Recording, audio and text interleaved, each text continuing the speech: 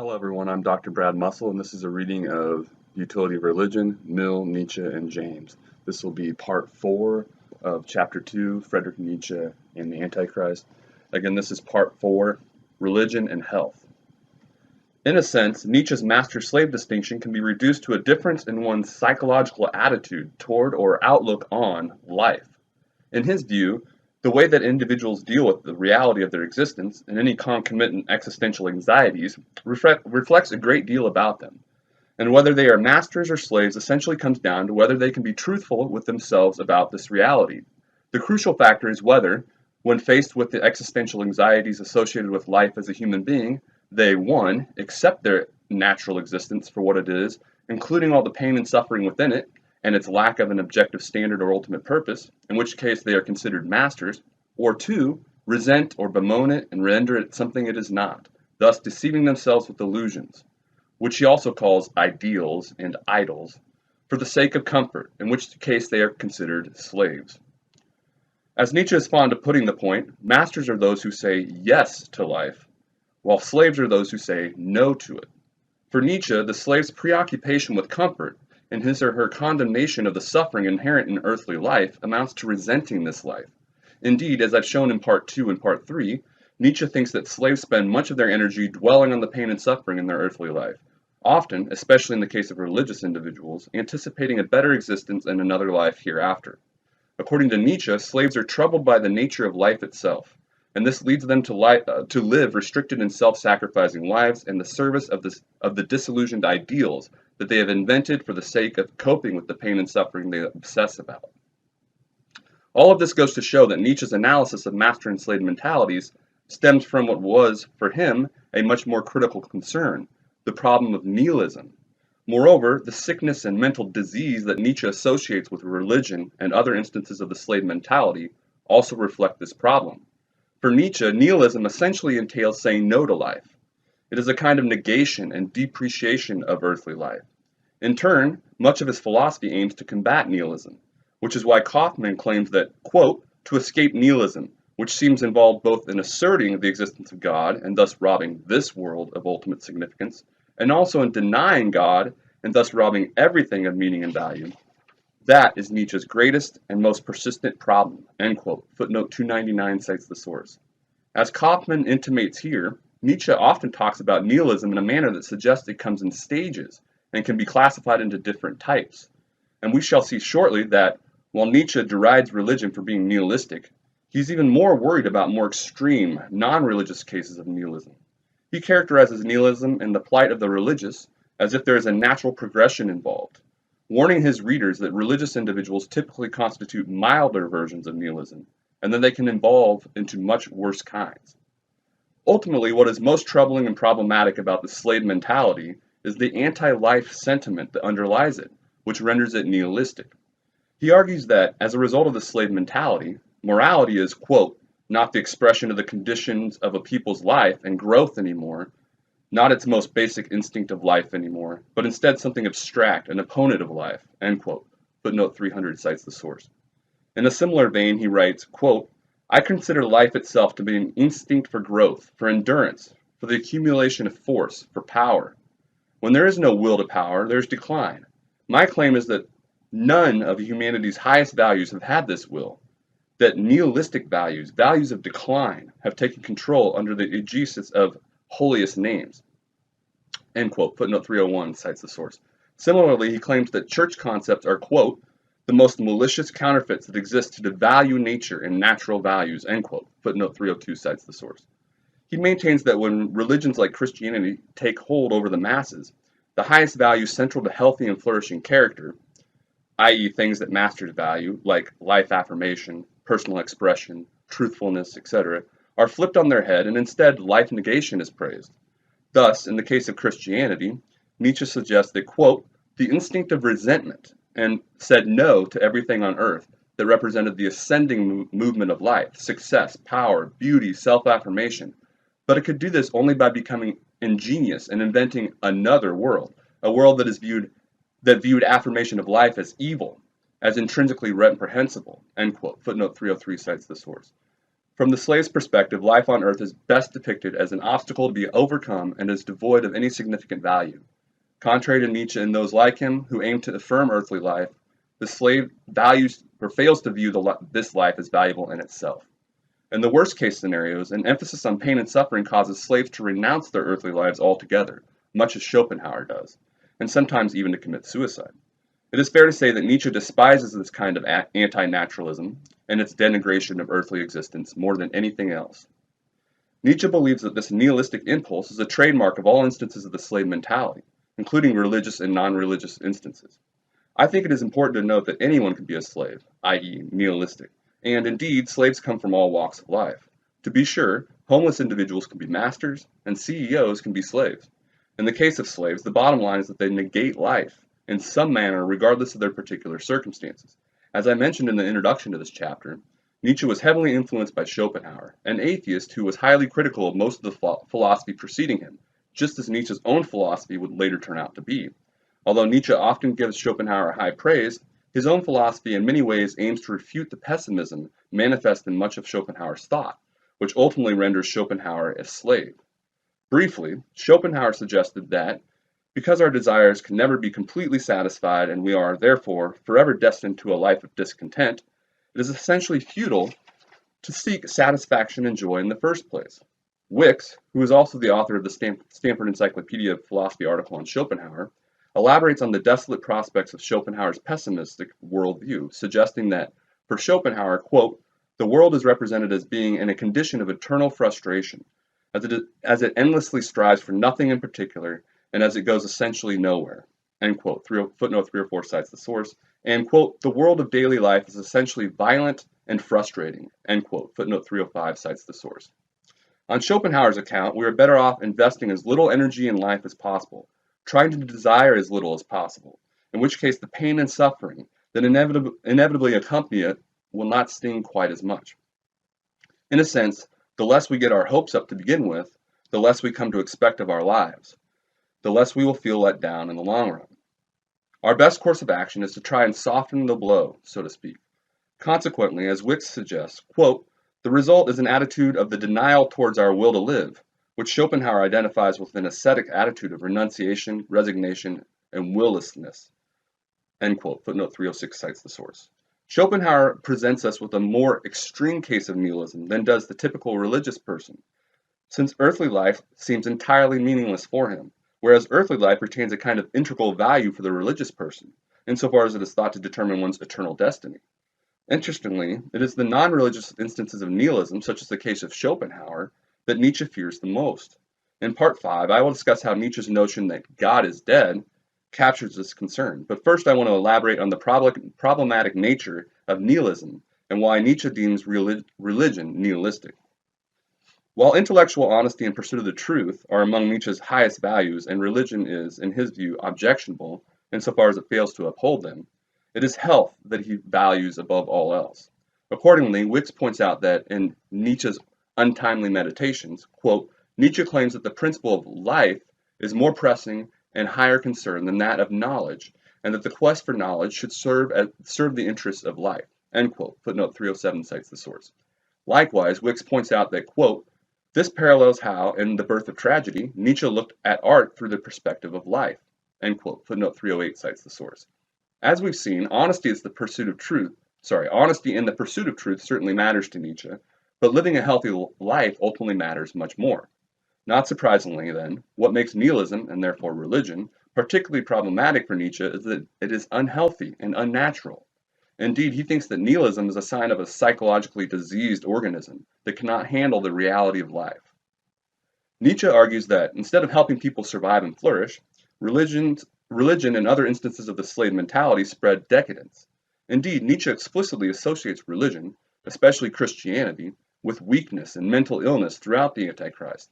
In Section 5, for example, he suggests that, quote, Christianity has taken the side of everything weak, base, failed. It has made an ideal out of whatever contradicts the preservation instincts of a strong life, end quote. Footnote 309 cites the source. Later, in Section 22, he writes, quote, Christianity wants to rule over beasts of prey. Its method is to make them sick. Weakening is the Christian recipe for domestication, for civilization, end quote. Footnote 310 cites the source. And in section 52, quote, sickness belongs to the essence of Christianity. The typical Christian state of faith has to be a form of sickness. Whatever makes things sick is good.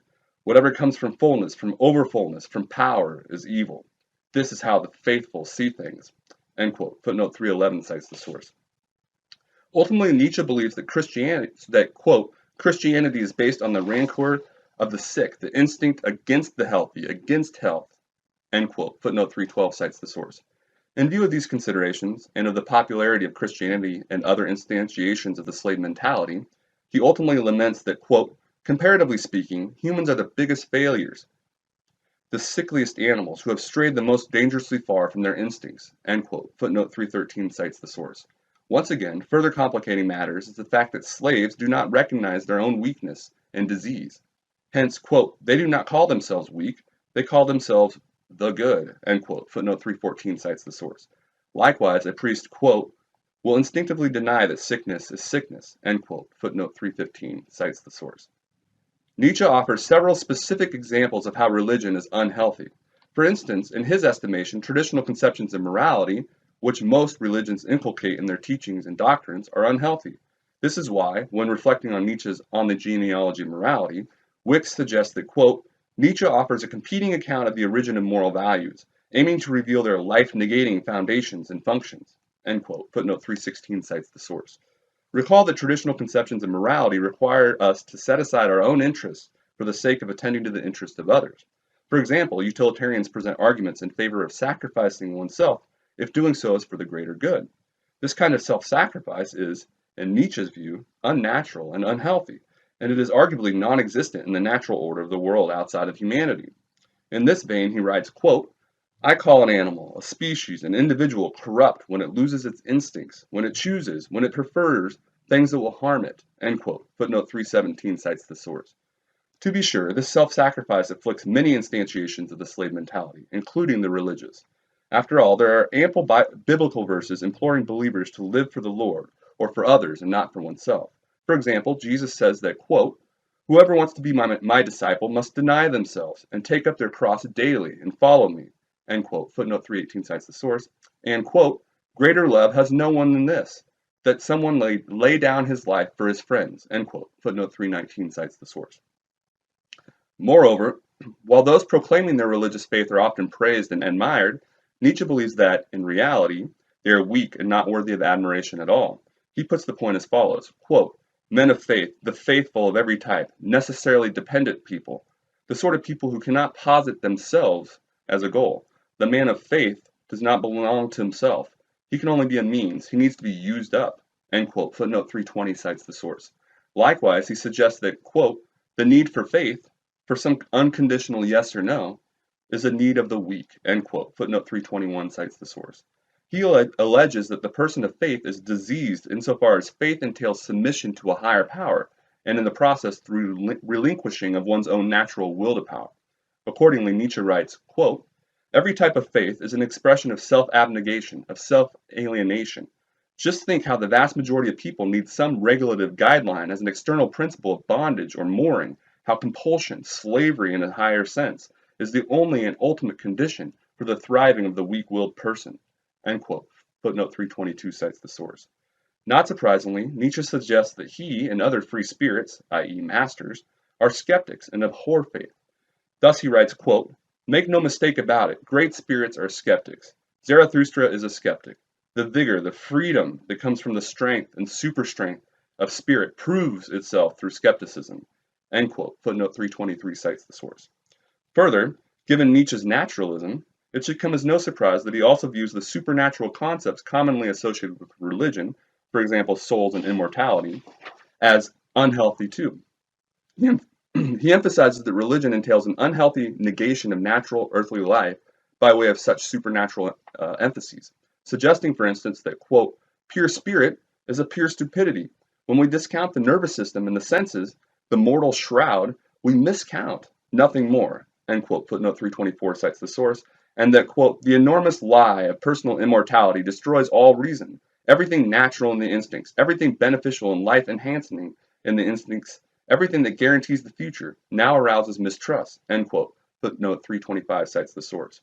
For Nietzsche, religion, and other instances of the slave mentality, teaches people, quote, to become perfect by acting like turtles and pulling their senses inside themselves, cutting off contact with worldly things, and shedding their mortal shrouds, end quote. Footnote 326 cites the source. Hence, a distinction arises between worldly dispositions, excuse me, i.e. those that affirm earthly life, and otherworldly dispositions, i.e. those that negate earthly life by emphasizing supernatural phenomena. Instead of affirming earthly life and accentuating worldly concerns, Nietzsche suggests that religions cater to otherworldly emphases. Accordingly, for many religious individuals, the value of worldly life is thought to be diminished, insofar as earthly life is reduced to being a trial that dictates our fates in a more important future existence. For such individuals, earthly life becomes merely a test to see who is worthy of a place in heaven, rather than a prize to be enjoyed and naturally valued in itself. Thus, Nietzsche stresses that what really matters for many religious individuals is not what transpires, what they achieve or become during their life on earth, but whether they are granted access into heaven afterward. Nietzsche, of course, objects to this, lamenting that, quote, when the emphasis of life is put on the beyond rather than on life itself, when it is put on nothingness, then the emphasis has been completely removed from life, end quote. Footnote 327 cites the source. When someone dies, it is not uncommon for religious individuals to comfort the deceased's loved ones by saying things like, quote, that they've moved on to a better place, end quote. But for Nietzsche, whose naturalism admits of no such place, this kind of suggestion simply amounts to an unhealthy denial of reality. Due to otherworldly dispositions, time, energy, and resources are taken away from life-affirming activities, which Nietzsche clearly believes is unnatural and unhealthy. In sum, religion is unhealthy because its otherworldly nature is thought to undermine our prospects for a flourishing earthly existence. Interestingly, in the following, Richard Dawkins, who is associated with the New Atheism movement, articulates a position akin to Nietzsche's. Quote, as a Darwinian, the aspect of religion that catches my attention is its profligate wastefulness, its extravagant display of Baroque uselessness. Nature is a miserly accountant, grudging the pennies, watching the clock, punishing the smallest waste. If a wild animal habitually performs some useless activity, natural selection will favor rival individuals who instead devote time to surviving and reproducing. Nature cannot afford frivolous jeux d'esprit. Ruthless utilitarianism trumps, even if it doesn't always seem that way. Religious behavior in bipedal apes occupies large quantities of time. It devours huge resources. A medieval cathedral consumed hundreds of man-centuries in its building. Sacred music and devotional paintings largely monopolized medieval and Renaissance talent. End quote. Footnote 328 cites the source. Similarly, Nietzsche's problem with Christianity's God and comparable gods of other religions is that God becomes, quote, the formula for every slander against the here and now, for every lie about the beyond. God as the deification of nothingness, the canonization of the will to nothingness, end quote. Footnote 329 cites the source. In Nietzsche's view, this idea of God signals another way in which religion denatures reality, and it therefore provides further proof that religion is unhealthy. God ultimately becomes, quote, a contradiction of life, instead of its transfiguration and eternal yes, end quote. Footnote 330 cites the source. Nietzsche suggests that there is nothing about the Christian God that is worth worshipping, and he even goes so far as to deem such a God, quote, a crime against life, end quote. Speaking to other free spirits, i.e. masters like himself, he writes, quote, we are separated by the fact that we view the thing worshipped as God as pathetic, absurd, and harmful, not as divine, and end quote, and, quote, we do not treat it as a simple error, but as a crime against life, end quote. Footnote 331 cites the source. Ultimately, Nietzsche believes that such a God is needed and advocated by weak individuals who cannot handle reality as it actually is. Accordingly, in section 17 of the Antichrist, he writes, quote, whenever the will to power falls off in any way, there will also be physiological decline, decadence. And when the most masculine virtues and drives have been chopped off, the God of decadence, he will necessarily turn into a God of the physiologically retrograde, the weak, end quote. Footnote 332 cites the source.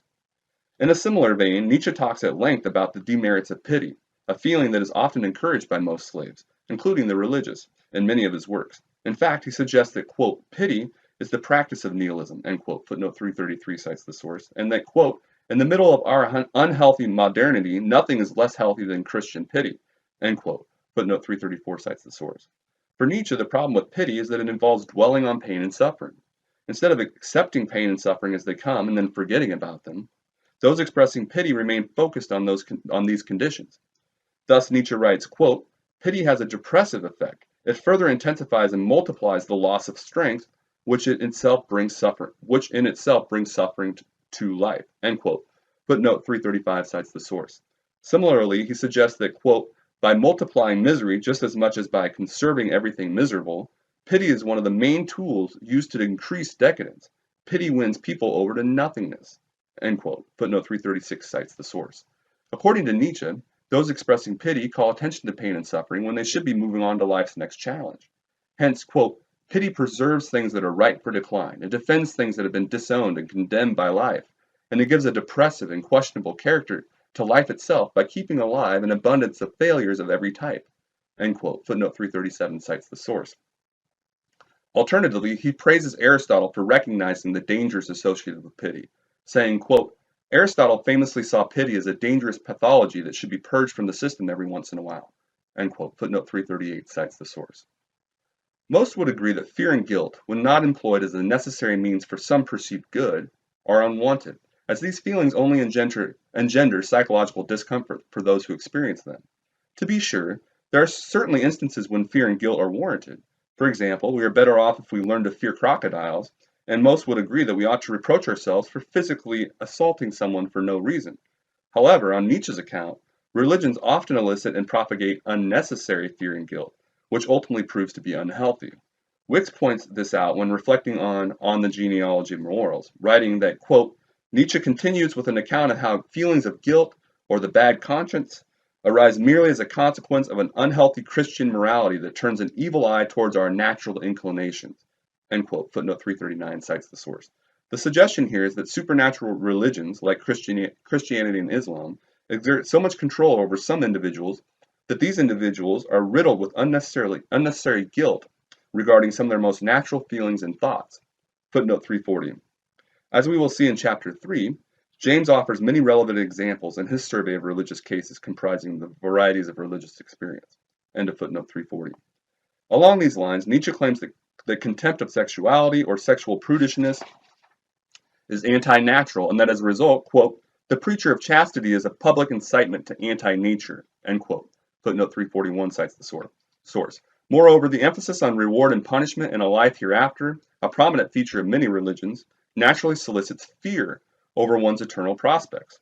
On Nietzsche's account, this fear turns out to be unnecessary, since such supernatural belief is illusory. Nietzsche also argues that Christianity is depressive and that it engenders misery. Quote, "It is Christian," he writes, "to hate the senses, to hate enjoyment of the senses, to hate joy in general," end quote. And for the Christian, he thinks, quote, "Dismal and upsetting thoughts have pride of place," end quote. Footnote 342 cites the source.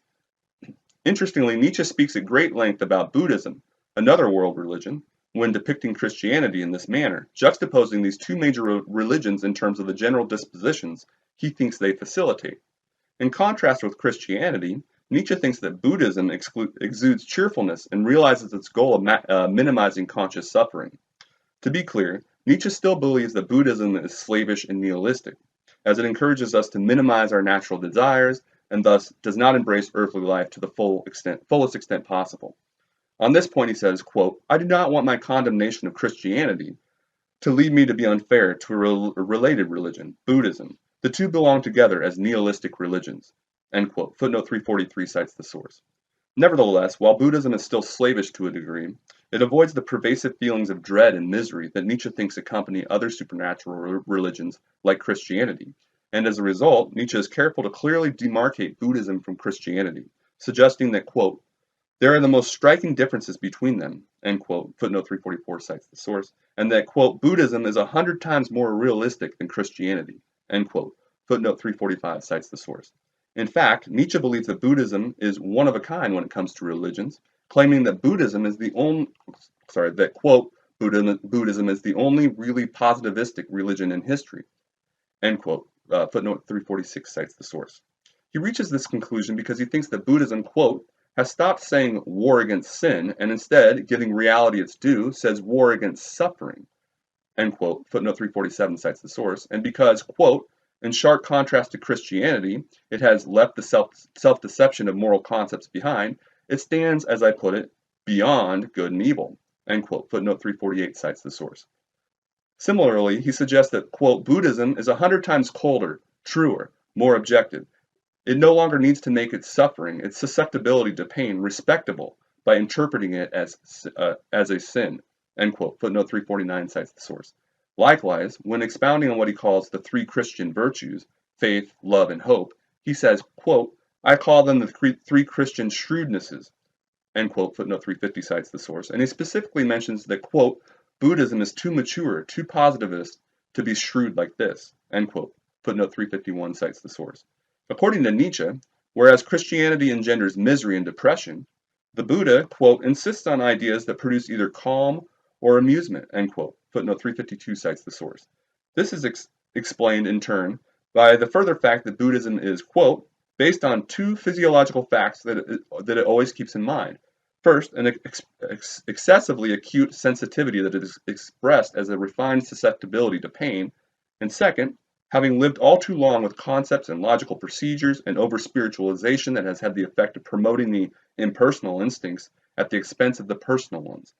These physiological conditions, which Nietzsche believes afflict Christianity and other religions but not Buddhism, give rise to depression, end quote. Footnote 353 cites the source.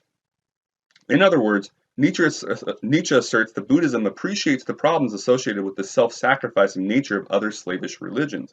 Thus, he suggests that, quote, the Buddha detects a spiritual fatigue that manifests itself in an all too great objectivity, which is to say, an individual's diminished sense of self-interest, loss of center of gravity, loss of egoism. He combats this by leading even the most spiritual interest directly back to the person, end quote. Footnote 354 cites the source. In contrast to Christianity and other popular religions, quote, the highest goals of Buddhism are cheerfulness, quiet, and absence of desire, and these goals are achieved, end quote. Footnote 355 cites the source. Recall that Nietzsche thinks that the priestly caste is much to blame for falsifications he associates with religion, as discussed in Part 3. Nietzsche also believes that priests are largely responsible for the unhealthy aspects of religion, including, for example, many of the difficulties he associates with common conceptions of God. Accordingly, he suggests that, quote, the reality behind this pitiful lie, i.e., the idea of a moral world order, is a parasitical type of person who thrives at the expense of all healthy developments of life. The priest abuses the name of God. He gives the name kingdom of God to a state of affairs where the priests determine the value of things, end quote. Footnote 356 cites the source. When this happens, quote, the parasitism of the priest, of the moral world order, takes every natural custom, every natural institution, state, judicial order, marriage, care for the sick and the poor, everything required by the instinct of life, in short, everything intrinsically valuable, and renders it fundamentally worthless, of negative value, end quote. Footnote 357 cites the source. He argues that from this priestly perspective, people, quote, should suffer so that they are always in need of a priest, end quote. Footnote 358 cites the source. In a similar fashion, he claims that the church, quote, lived on distress. It created distress in order to eternalize itself. Footnote 350, end quote. Footnote 359 cites the source. Consequently, he remarks, quote, parasitism as the church's only practice, drinking all the blood, all the love, all the hope out of life, with its ideals of enmia and sanctity. The beyond is the will to negate every reality against life itself, end quote. Footnote 360 cites the source. He echoes these sentiments throughout the Antichrist, writing, for instance, that, quote, for the type of person who wields power inside Judaism and Christianity, a priestly type, decadence is only a means. This type of person has a life interest in making humanity sick and twisting the concepts good and evil, true and false, to the point where they endanger life and slander the world, end quote. Footnote 361 cites the source. Elsewhere, he reflects that, quote, wherever the influence of theologians is felt, value judgments are turned on their heads and the concepts of true and false are necessarily inverted. Whatever hurts life the most is called true, and whatever improves, increases, affirms, justifies life, or makes it triumph is called false, end quote. Footnote 362 cites the source. What's more, he believes that the problems stemming from priests are exacerbated by the fact that priests are usually viewed as praiseworthy and exemplary individuals. This causes them to become popular and viewed as necessary figures in society, thanks to which their influence becomes even more pronounced. Conversely, since Nietzsche himself thinks that, quote, every type of anti-nature is a vice, end quote, footnote 363 cites the source, he concludes in the final section of the Antichrist that, quote, the priest is the most vicious type of person. He teaches anti-nature. Priests are not to be reasoned with. They are to be locked up, end quote, footnote 364 cites the source. In sum, priests denature reality by promulgating supernatural notions, which are thought to be nihilistic and unhealthy. Not surprisingly, then, Nietzsche thinks that the priest, quote, should be ostracized, starved, driven into every type of desert, end quote. Footnote 365 cites the source. I should note that, as was the case regarding his portrayal of the relationship between religion and truth, many will find Nietzsche's depiction of the relationship between religion and health inadequate and unwarranted. To be sure, some will deny his assertion that Christianity engenders misery, and there are, after all, many Christian writers who talk about and emphasize joy. While Nietzsche may be right to suggest that some religious individuals are prone to misery, there are certainly religious individuals, including Christians, who are not, as will become clear in Chapter 3. Moreover, while Nietzsche suggests that religion is unhealthy and detrimental to earthly life, there are clearly some cases of religious individuals who inspired positive effects in this life. Take, for example, the instances of positive social reform initiated by prominent religious thinkers, such as the well-known case of Martin Luther King Jr., who was a Christian minister. Finally, one could argue that in his juxtaposition of Christianity with Buddhism, Nietzsche compares Christianity at its worst with Buddhism at its best. Despite such concerns, Nietzsche clearly believes religion is antithetical to health and to earthly life, constituting a kind of psychological disease. In view of this, he offers a remedy. What most human beings, especially the religious, need, Nietzsche advises, is a, quote, revaluation of all values, end quote. So that, again, was part 4 of Chapter 2, Friedrich Nietzsche and the Antichrist, from The Utility of Religion, Mill, Nietzsche, and James. Thanks.